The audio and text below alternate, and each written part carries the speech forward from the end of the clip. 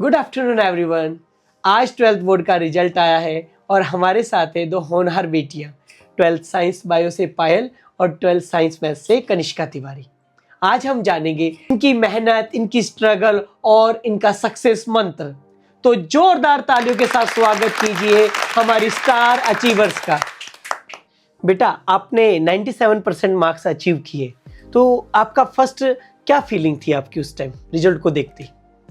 मैंने जब रिज़ल्ट को देखा तो मुझे बहुत ज़्यादा खुशी हुई। फिर उसके बाद मैंने अपने मम्मी पापा को फ़ोन किया तो वो भी बहुत ज़्यादा खुश हुए। और कोचिंग से कोई फोन आया आपको? हाँ जी। किसका? रमन सर का। रमन सर का फोन आया, तो बहुत बधाई दी उन्होंने? हाँ जी, उन्होंने बधाई दी, बट मेरे को यकीन नहीं हो रहा था इतने अच्छे मार्क्स आ जाएंगे। 97% बन जाएगी। हाँ जी, बहुत खुशी हुई, मेहनत रंग लाई, बहुत अच्छा लगा। तो बेटा, मेहनत तो रंग लाएगी सही, क्योंकि हार्ड वर्क भी तो किया है ना। जी सर। हाँ बेटा, आपके 90% मार्क्स आपने अचीव किए, तो आपका फर्स्ट रिएक्शन क्या था? जब मैंने रिजल्ट देखा तो मुझे उम्मीद अच्छे मार्क्स की थी और इवन अच्छे नंबर भी आए मेरे। और उसके बाद मैंने सबसे पहले अपने पापा को बताया, वो भी बहुत खुश हुए। और वो सब मतलब सारे रिश्तेदारों को बोला, बहुत अच्छे खुश थे सब घर पे भी। चलो बढ़िया है। और सिस्टर तुम्हारी? वो भी खुश थी बहुत। अब असली सवाल, 97% का सीक्रेट क्या है? 97% का सीक्रेट ये है, कंसिस्टेंसी, डेली रिवीजन और टाइम मैनेजमेंट। ये तीन की थी। ये तीन चीजें। ओके बेटा, अगर सेम क्वेश्चन मैं आपसे पूछूं तो आप क्या बताना चाहोगे? सर, मेरा तो कोई शेड्यूल था ही नहीं। जो आप है ना रेगुलर टेस्ट लेते थे, हर वीकली में टेस्ट होते थे हमारे, 2-2 टेस्ट होते थे। और जो आप प्रैक्टिस कॉपी बनवाते थे, उससे पूरा रिवाइज हो जाता था और ना चाहते हुए भी हमें करके लानी पड़ती थी। रिवीजन हो जाता था। उसमें रिवीजन हो गया पूरा। ये तुम क्या गलत मैसेज तो पास नहीं कर रही ना? कि यहाँ बहुत काम करवाया जाता है, एडमिशन मत लेना, ऐसा तो नहीं है ना? अच्छा, उससे ही हमारा अच्छा रिवीजन हुआ है आगे। ओके। तो बच्चे, आप बायो की स्टूडेंट हो, तो बायोलॉजी में बहुत सारे साइंटिफिक नेम्स होते हैं, टर्म्स होती हैं, डायग्राम्स भी टिपिकल होते हैं। उन चीजों को कैसे हैंडल किया आपने? तो डायग्राम्स की तो मैंने बहुत अच्छे से प्रैक्टिस की थी। 7 days आफ्टर, 10 days आफ्टर ऐसे प्रैक्टिस की। जब डायग्राम बना के प्रैक्टिस की? बना के। तो 1-2 कॉपी भर गई होंगी तुम्हारी? हाँ जी, जब भी टेस्ट होता था तो डायग्राम की प्रैक्टिस उनको लेबल भी करती होंगी? लेबल भी जिससे मैक्सिमम 5 नेम्स तो होने ही चाहिए थे उसमें, उस डायग्राम में। और थ्योरी का रिवीजन करना, डेली टू डेली जो पढ़ा रहे उसका रिवीजन करना। क्या एनसीईआरटी को पढ़ने की जरूरत पड़ती है इन सब चीजों करने के बाद भी? हाँ जी, मतलब न्यूमेरिकल जो क्वेश्चंस होते हैं उनको सॉल्व किया तो एनसीईआरटी को टच किया, पता चला कि कितनी थ्योरी कवर हो रही है या नहीं हो रही है।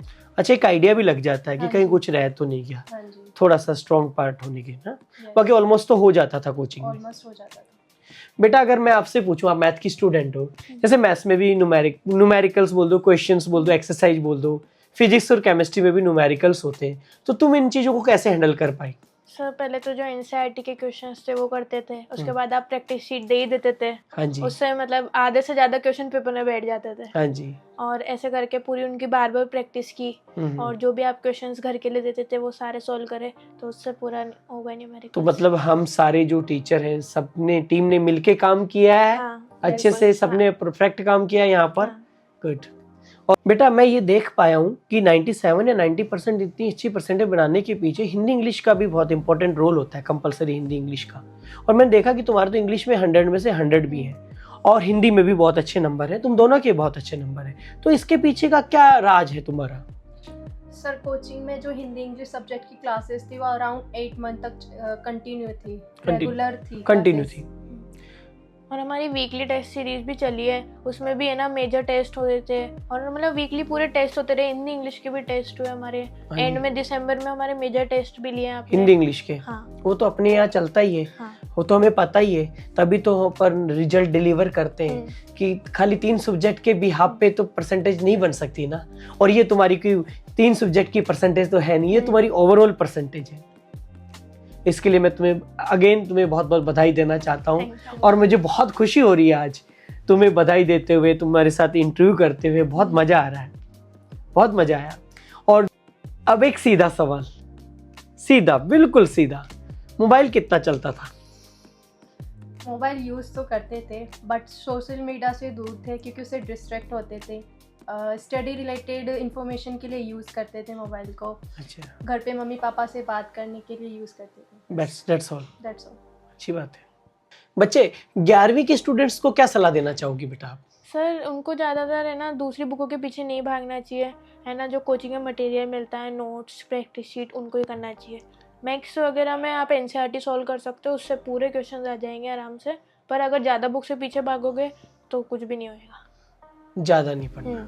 मतलब कोचिंग अगर मटेरियल आपका ना कोचिंग का कंप्लीट है मटेरियल, फिर उसके अलावा आप स्टैंडर्ड बुक्स यूज कर सकते हो जो आपके टीचर सजेस्ट करते हैं। हाँ, पर पहले वो अच्छे से कंप्लीट हो जाए। ओके बच्चे, बस एक लास्ट सवाल मैं पूछना चाहता हूँ कि आपका जो कोचिंग का एनवायरनमेंट है, रॉयल हेम्सफर कोचिंग का एनवायरनमेंट है, वो आपको किस तरह से लगा और आप क्या रेटिंग देना चाहोगे?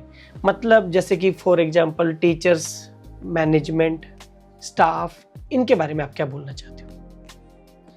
यहाँ के टीचर्स का बिहेवियर बहुत अच्छा था, सब अच्छा पढ़ाते थे और एंड तक हमें सपोर्ट करते रहे। जहाँ पे भी हमें कोई प्रॉब्लम आती थी तो सॉल्यूशन भी देते थे, प्रॉब्लम्स, डाउट क्लासेस वगैरह भी होती थी, डाउट सॉल्व करते थे।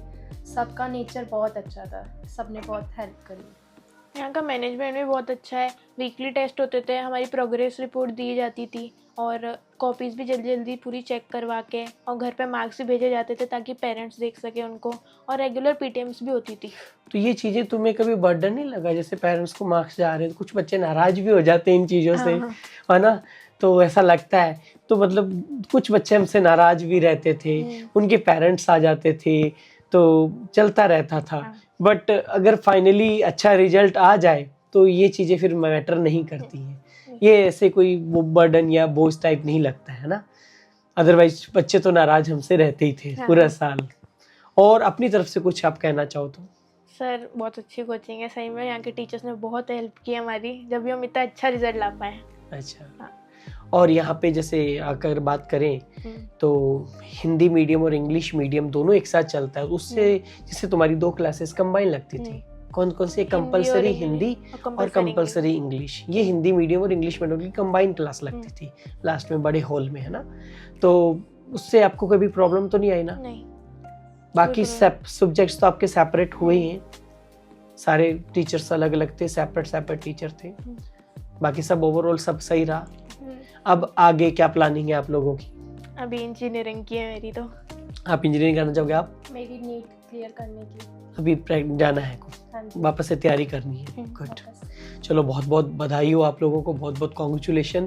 पूरी रॉयल हेम्सफर कोचिंग की टीम की तरफ से आप लोगों को बहुत बहुत बधाई हो। आपको नहीं, सभी बच्चे अच्छे मार्क्स लाके यहाँ पे पास हुए हैं, सभी को बहुत बहुत बधाई हो। 12th बोर्ड में बहुत अच्छे मार्क्स लाने के लिए तहे दिल से सबका शुक्रिया अदा करता हूँ। हम सबकी तरफ से कोचिंग के स्टाफ को थैंक यू सो मच। तो दोस्तों, आपने देखा कि सफलता कोई चमत्कार नहीं है, मेहनत का परिणाम है। तो जब हमारी बेटियां 97 और 90% ला सकती हैं तो आप क्यों नहीं? जल्दी करके आप एडमिशन लीजिए।